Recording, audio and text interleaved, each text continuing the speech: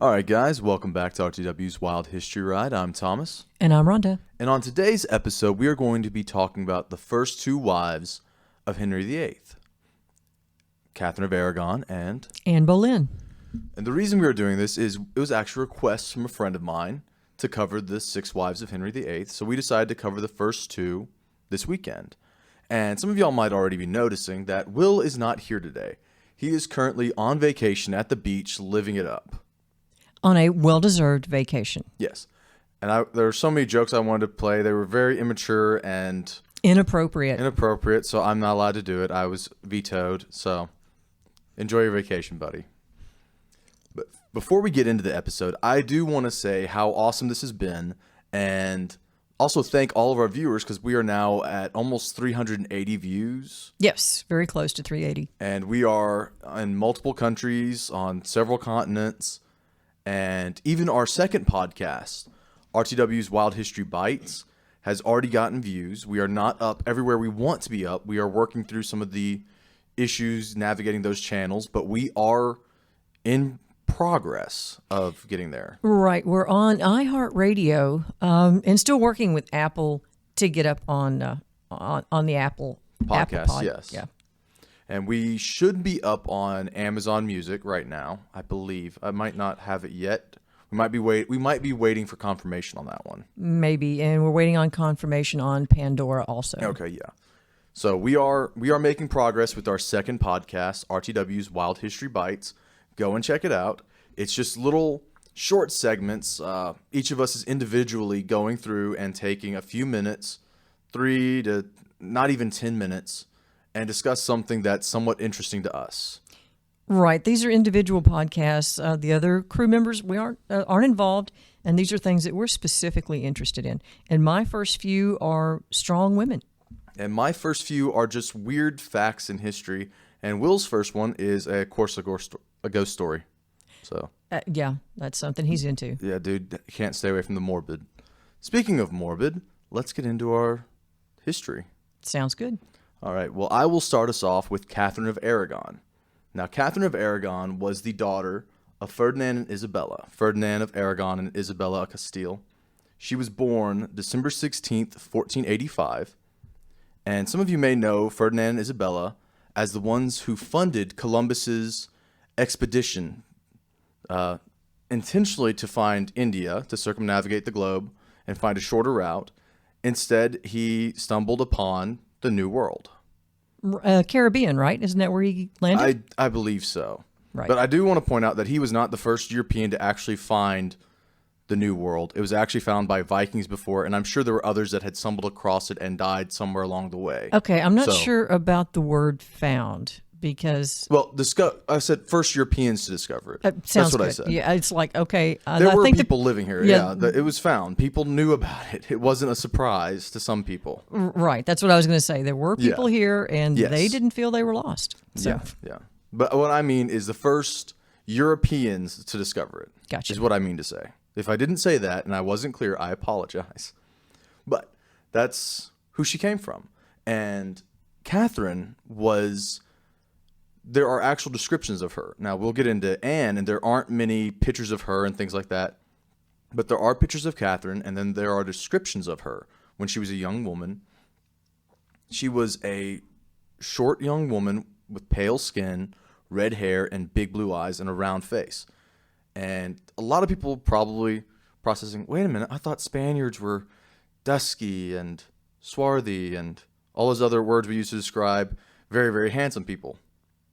Like Antonio Banderas. Yeah, it sounds like she appears more English than Spanish. Well, that was partially because she was of English descent, but also we have to remember that Spain is part of Europe. So there's got that serious influence there. True. So I believe, well, the current princesses, I've seen pictures of them when looking them up. They're both blondes. Okay. There's a royal family in Spain right now? Yes. Oh, all right. Well, I didn't know that. I don't remember their names, but yes, I think one of them's Sophia, but I might be wrong. I think the heir apparent is Sophia, but yes, and the pictures I remember seeing, they were young blonde girls. Okay. So she was very European looking, and that was because partially because her mother was descended from the Lancasters. Now, the Lancasters and the Yorks were feuding families over who decided or who got to rule England. One was descended from, well, actually, I believe they were all descended from John of Gaunt. Am I correct? Or no, they were no. descended from brothers. Yes. Yes. Descended from what was like Edward III Lancasters or were something descended like from that? John of Gaunt. Okay, but who was the parent of the brothers? Any idea? I think it was Edward or Edmund, something along those lines. I don't remember. Okay. There's so many people that are named the same thing and they're just numbers beside the names. So I'm kind of getting them confused. Gotcha. But the Lancasters were descended from John of Gaunt. John of Gaunt had 3 wives, and 2 of them he had legitimate children with, and the third one he actually had kids with out of an affair. Okay. He was married to the second wife when he had kids with the third wife. When his second wife died, he married the third one and legitimized his kids. But it was decided that his kids from her could never inherit the throne. Well, the war came about, I apologize, not the war came about because of that. The Tudor dynasty, where Henry VIII comes from, were descended from that third wife. Henry's father decided he was good enough.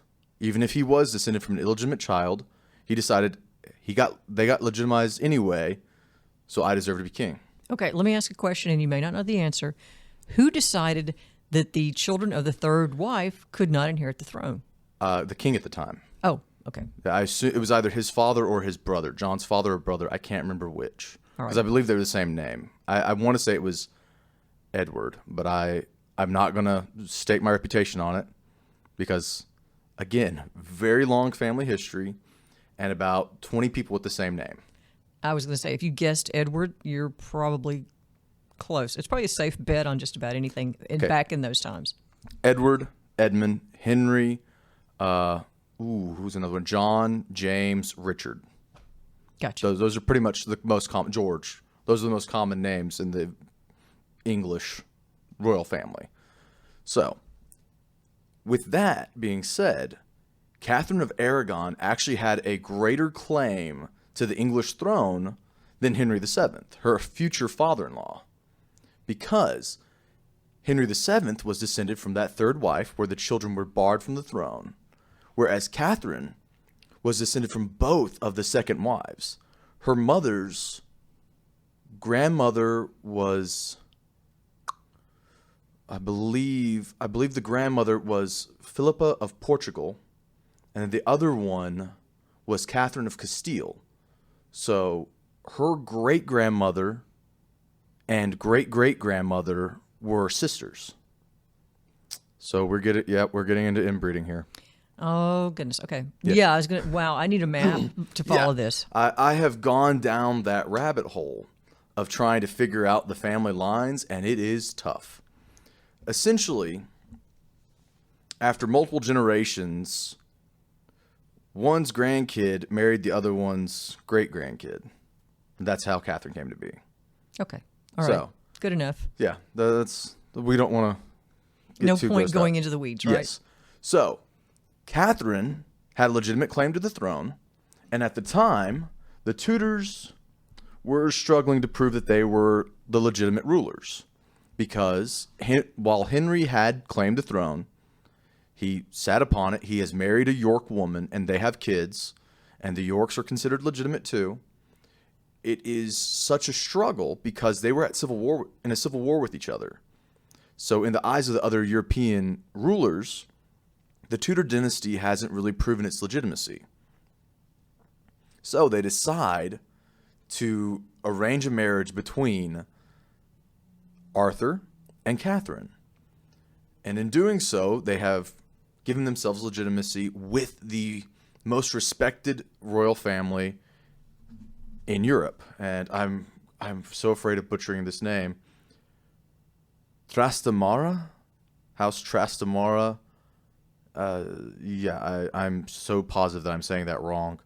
But that was the family house of Ferdinand. So they were very well respected and very influential. So Katherine was born in 1485. Arthur was born a year after her. And when they were 15, it was decided that he was old enough to finally be married. So that's when Katherine shows up with her retinue to marry her husband. And interesting thing, she brought with her the very first Africans to be brought to London as part of her retinue. One of them was a musician by the name of, I want to say, John Blake. Maybe it was John.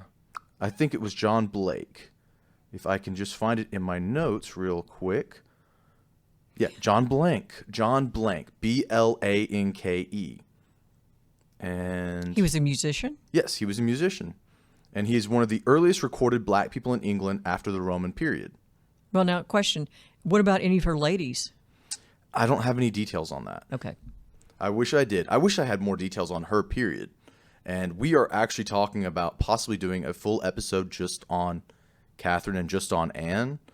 But we'll see how this episode does before we decide on that. So I'm not going to give too much information on her yet so that I have an opportunity to do a full deep dive and research on this woman because she's impressive to me. So, by 1501, her and Arthur are married. Well, a few months later, after the marriage, Arthur and her both catch the sweating sickness. And Katherine recovers to find that her husband has died. And now she is a widow. And England has to decide whether or not to ship her back to Spain and give up her massive dowry of 200,000 ducats. Well, question. How old was she at this point?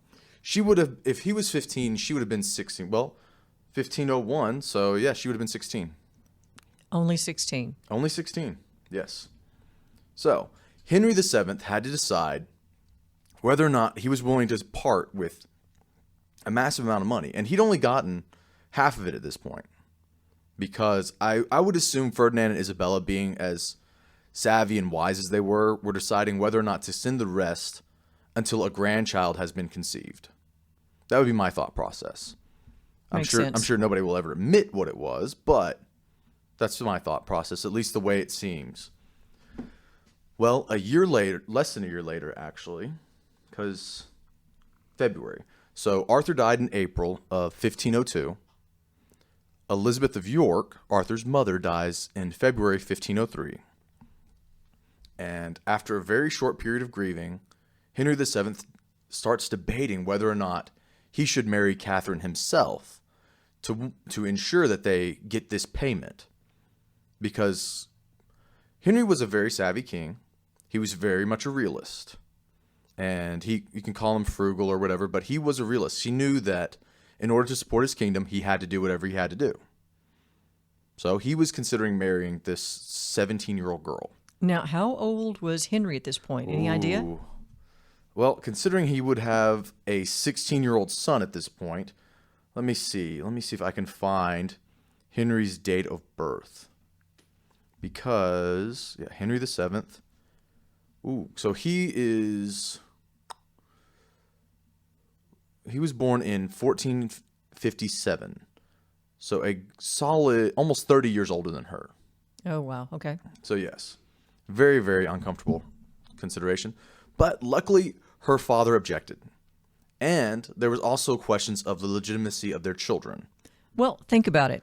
Why would he want his daughter to marry someone, an older king, Who already has an heir. who already has an heir, whose heir would take over for him, and Katherine would be left out in the cold? Yes. Whenever he died. With the new king's half-siblings. Basically threats to the new king's rule. Yes. Yeah, wouldn't want that. And as I said, Ferdinand and Isabella were very intelligent. Well, unfortunately for Katherine, since she was in England, she was essentially held as a political prisoner. Her mother died shortly after Elizabeth, I believe in 1504. Yeah, 1504. And that left her with even less say because her older sister got Castile. Even though Joanna was considered Joanna the Mad, she got Castile, which was the larger of the two kingdoms that would eventually become Spain. And so that left Katherine with even less pull than she had before. So she was she was put in a house, I believe, called Durham House, which for a princess was kind of a downgrade. So nothing like a palace or a castle or anything No, like that. it literally the pictures I've seen of it, it kind of looks like a decent sized townhouse. But this is a woman that grew up in one of the strongest countries in the world at the time, is a princess, a very fiery princess, and she's got all of her ladies in waiting with her who are dependent upon her. So what little money she had went to providing for them. For 6 years, this was procrastinated out. Okay, so her father did not contribute any income to her while she was in England? It doesn't say, nowhere I can find say who or where the money came from. I know she was able to send correspondence to her father because there's actually a letter to her father that survived. And I'm going to apologize because the wording of it sounds very weird to me. But it might just be because of the different dialects. But I'm going to try and read the little quote that she's given. And this is a letter to her father while she's in between husbands, basically, Yes, while she's a widow. While she is a political prisoner. Okay. Basically in a rundown house with a whole bunch of women she's fighting to protect, basically. Now, would she have had other people, not just her, I guess, ladies in waiting? I would assume that there were still people loyal to her there to protect her, but you got to think, you can't pay for your bodyguards if you don't have money. True. And loyalty only gets you so far in the world. But the quote is, "I choose what I believe and I say nothing, for I am not as simple as I may seem." What does that mean exactly? I don't know. But I would take it to mean they can say whatever they want. They can do whatever they want. I'm not going to crumble. I'm not going to break. I know the truth, and I'm sticking to it. So I'm just being patient. Yes. Okay. I know what's coming, and I'm waiting. Gotcha. I basically take all the time you want. I can handle a struggle. Because this was a fearsome woman. And 1509, Henry VII died. And 2 months later, Henry VIII and Katherine get married. That was quick. Yes. And they are then coronated together another, I believe, within 13 days, they are coronated together. And according to history, of course, history is written by the victors, so we don't know how true anything is. And always question everything. You need multiple sources for everything whenever you are trying to claim something as fact. That's why so many times you'll hear us say something along the lines of, according to this, it's this way. When the truth is, everything's somewhere in between. So according to history, Katherine and Henry were each other's true loves. She loved him when she was married to Arthur, but she had an obligation. Now, a part of the reason for the waiting was they had to get a special dispensation from the Pope because it is against the church's laws for someone to marry their brother's widow. Now, Katherine testified that they never consummated their marriage and that she went to Henry's bed a virgin. So that helped a little bit, but later on down the road, we'll see why that was such a problem. Now, I believe, I want to say it was 1514 when Anne Boleyn came into the picture. So, for about 5-6 years, maybe a little bit longer, Katherine and Henry had their relationship. They were a strong power couple, and even though Henry had his issues, as we all know from later history, they were still strong together. And Henry decides to declare war on France. Well, when he does that, he has put his brother-in-law, James IV, King of Scotland, in a terrible bind because James has a treaty with both England and France. All right, and let me jump in. Now, do you know which sister was James married to? Margaret. Which of Henry's? Okay. Maggie. Got it. Yes. That's the one. Now, James IV is the father of James V, who himself becomes the father of Mary, Queen of Scots. Okay. So James IV is the grandfather of Mary, Queen of Scots, if you're trying to find the line there. Which, by the way, there are way too many James Stewarts in history. Because James V had at least 3 illegitimate sons named James Stewart. I assume by different women. Yes, 3 different women. Okay. Because I don't know if my dad and I are descended from Elizabeth, whatever her last name, or the other one. I know we're not descended from the Earl, because there was one. Okay, I'm going off topic again. I apologize. I find rabbit holes and they seem interesting and fun, and I just start rambling, and I enjoy it. But Henry was off at war in France, and Mary was, or Catherine. I've said Mary, Queen of Scots so many times that I started calling Catherine Mary. Catherine was left to defend England from Scotland, because James finally decided that since Henry declared war on France, he was the aggressor and he was the one in the wrong. So James fought back. And Catherine, being the fierce lioness that she is, she got on a horse in full armor and gave a speech to the troops to fire them up before battle. And this is to add to the impressiveness of this feat, she was very, very heavily pregnant at the time. I don't know the exact dates of her pregnancy, but apparently it was fairly visible that she was pregnant. Now, this really happened. This really is not happened, something apparently. from a movie or anything No, like this that. apparently really did happen. Okay. Yes. So I consider all pregnant women warriors. They are, I'm going to say it, even though we're on the air, badasses. I mean, that's a tough thing to do, to carry a kid to term and deliver it. But to put on armor, jump on a horse, and fire up some warriors, she was a good queen. Okay. To take it further from what you said, she was a royal badass. Yes, very much.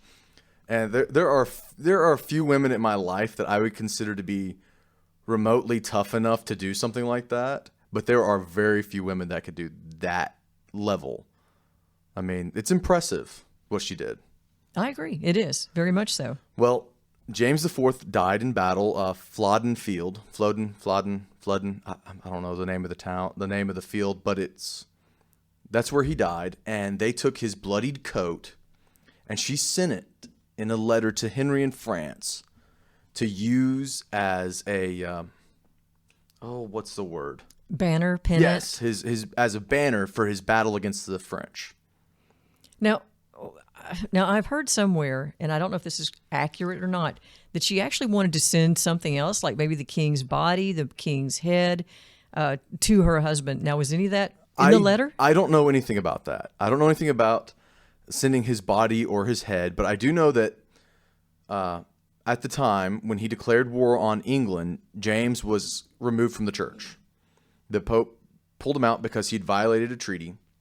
Basically, the Pope kind of wanted him to just stay on the sidelines and not get involved, is what it seems like to me.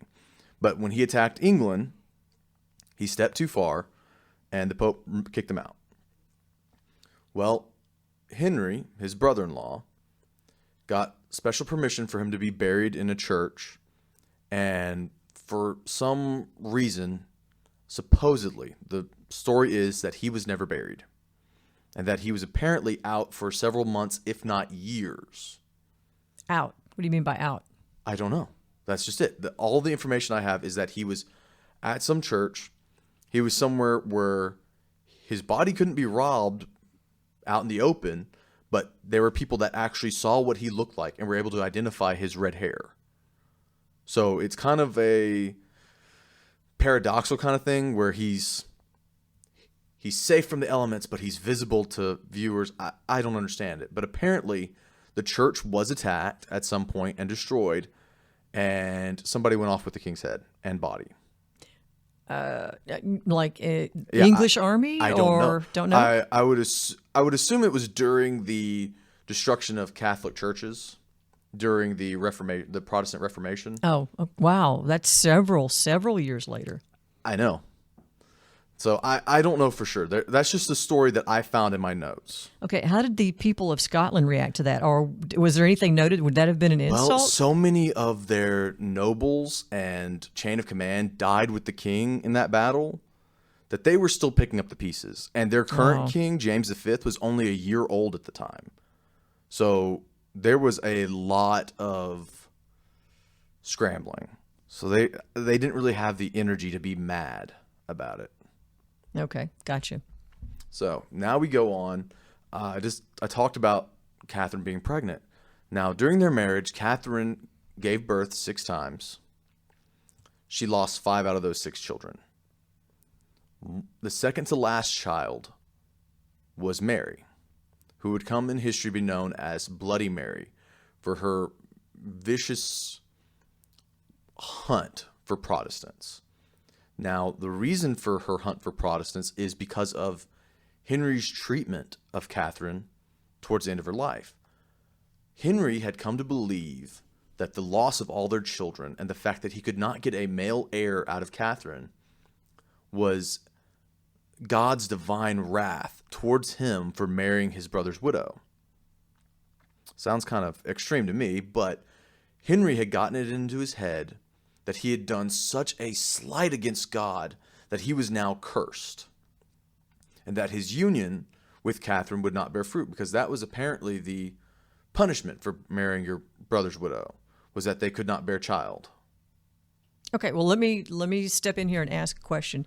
Do you think he really thought that? Oh, I do. I firmly believe that he thought that. Okay, so was it because he was, I guess you would maybe very, very religious or extremely religious, because he was not supposed to be king. He was raised to go into the church. He was the spare, where his brother Arthur was the heir, which Arthur would be king.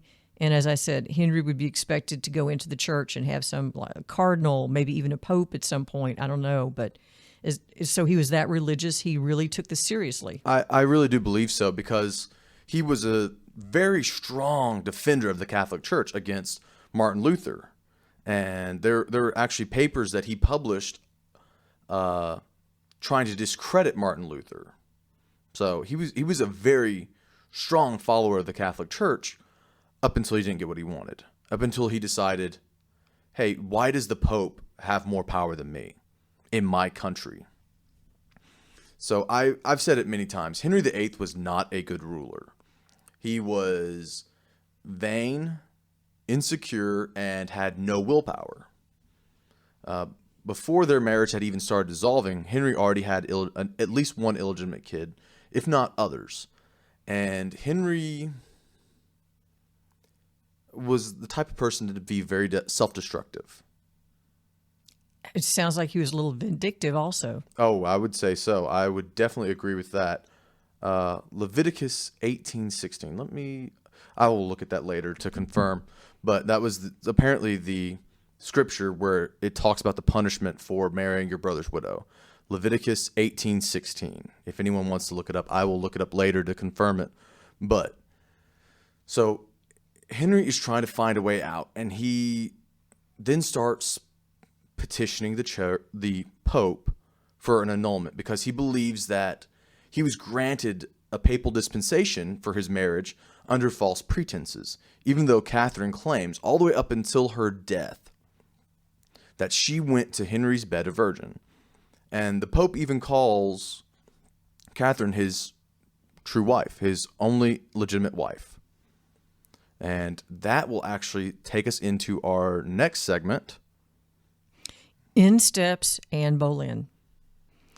All right. Well, I won't go into the depths that Thomas went into with Katherine of Aragon, but he is correct. I think at some point we could probably do separate segments or separate shows on each of these queens of England. I mean, they're impressive.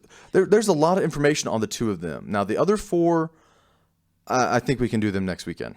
I agree. I was researching Anne of Cleves. There's not a lot of information on her. She did have a somewhat interesting life after the divorce, but there's not a lot known about prior to her introduction to Henry. But anyway, on with Anne Boleyn.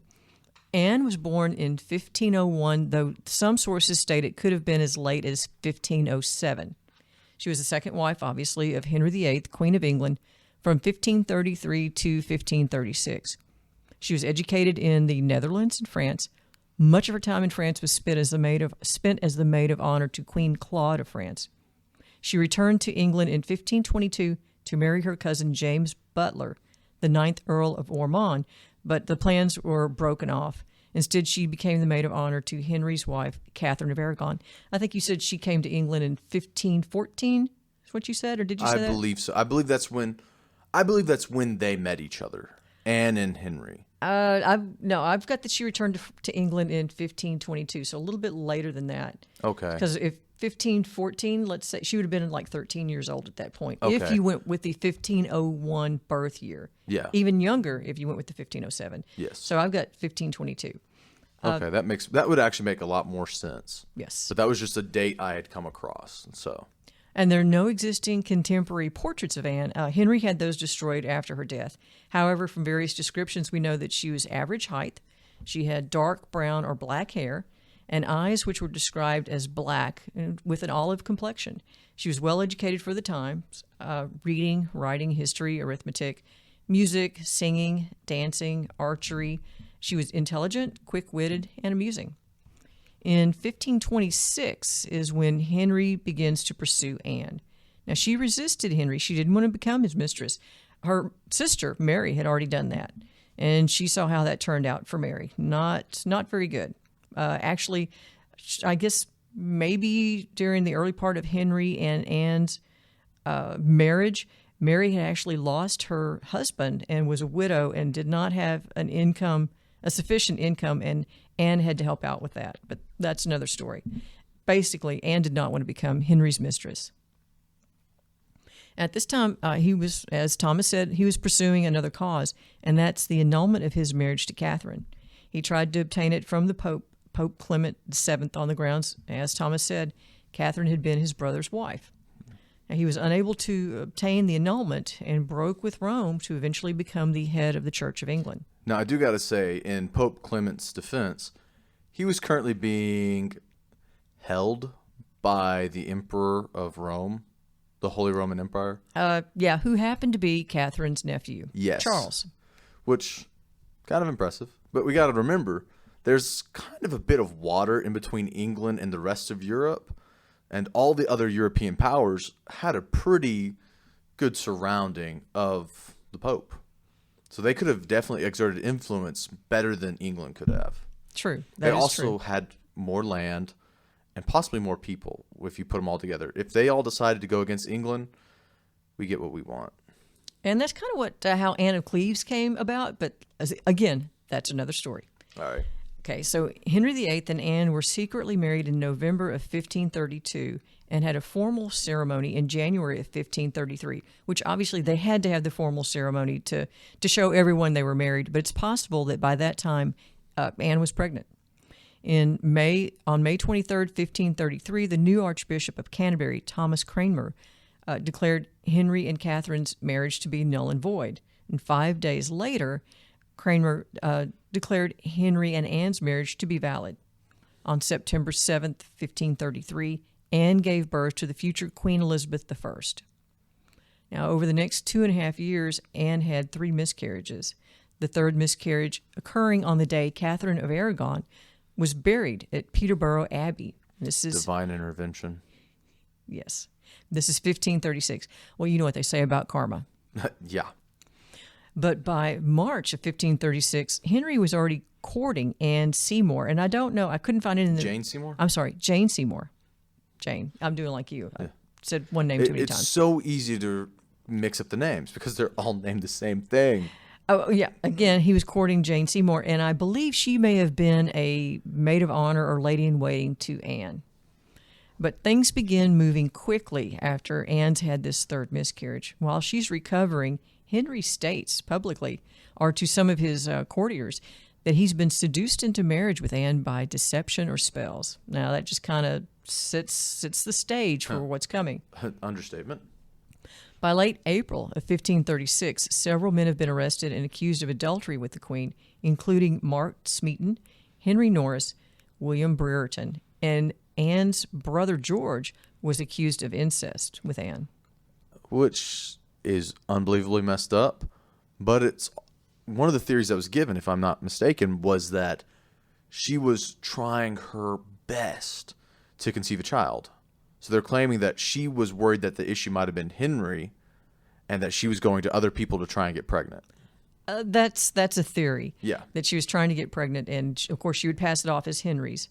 But he was looking for a way out. And and I don't know whether or not any of this is true. Now, Mark Smeaton actually did plead guilty to the charges. He did, but I'm sure these people were tortured.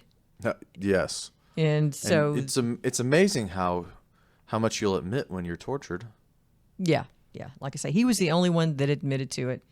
And on May the 2nd, 1536, Anne was arrested. She was accused of adultery, incest, and high treason and taken to the Tower of London. Now, the high treason is because she was supposedly having these adulterous affairs with these men, because if there had been children, who would have been the father? And so that interferes with the line of succession. So that's where the high treason came in. Yes. Now, George Boleyn and the other accused men found guilty were executed on May 17th, 1536, and Anne herself was executed on May 19th within the Tower walls. Yeah, you'd think somebody out there would be smart enough to tell someone not to try and take a queen's husband. Because you got to think, if supposedly Katherine and Henry were each other's true loves, they've been together all these years, they've known each other all these years, and some little hussy from down the road shows up and is able to take him away, how easy is it for him to throw you away? True, because he and Katherine had been together for such a long time and had been so close.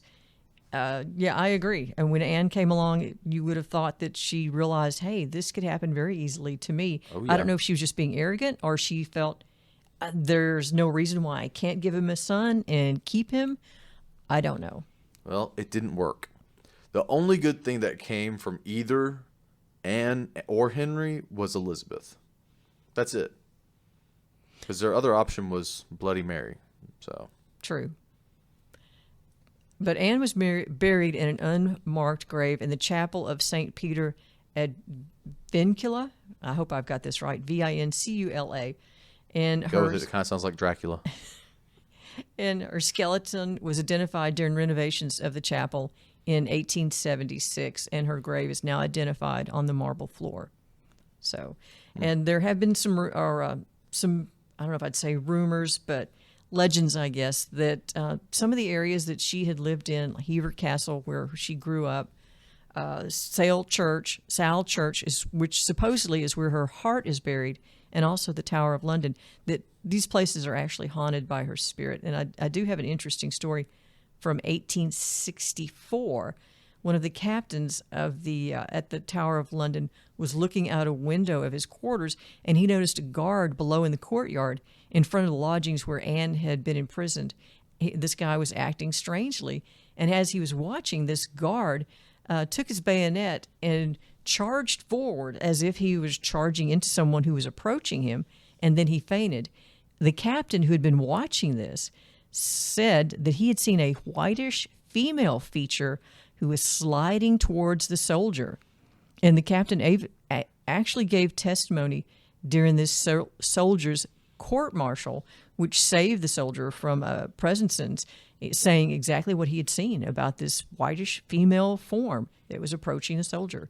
Why do we always have to go into ghost stories? Why? Because they're interesting.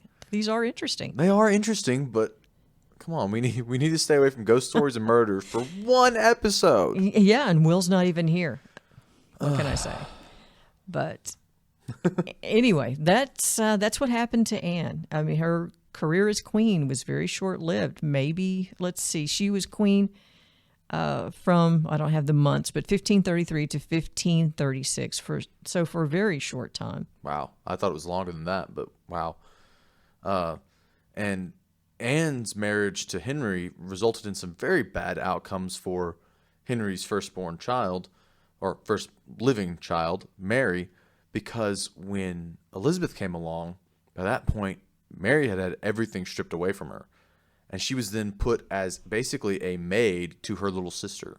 Right. She was basically a servant. She went into Elizabeth's household and lived, I don't remember which castle it was or where they were at, but lived as a member of Elizabeth's household. Yes. But I believe that's the end of our episode today. Yes. We will talk next week possibly about all four of the other wives. We might choose to break it up, but I believe we can fit all four in a 45-minute segment. What do you think?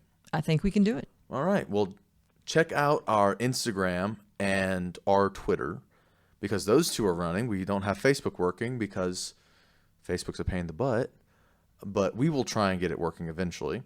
So check those out. Please leave a comment if you are enjoying the episodes, and let us know if you like this one, if you want us to do a more in-depth on each of these, because I would like to do a deeper dive into some research on Katherine of Aragon. What do you think?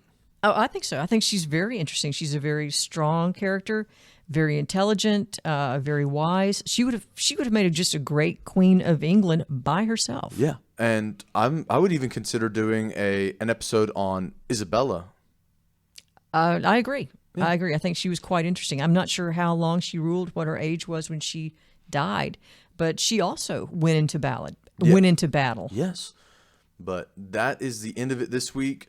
Like I said, check out our Instagram, check out our Twitter. I will put those links in our description, and check out RTW's Wild History Bites. That's our new podcast. It should be out on most platforms now. There's a few that we're still waiting on confirmation from, but it should be out now.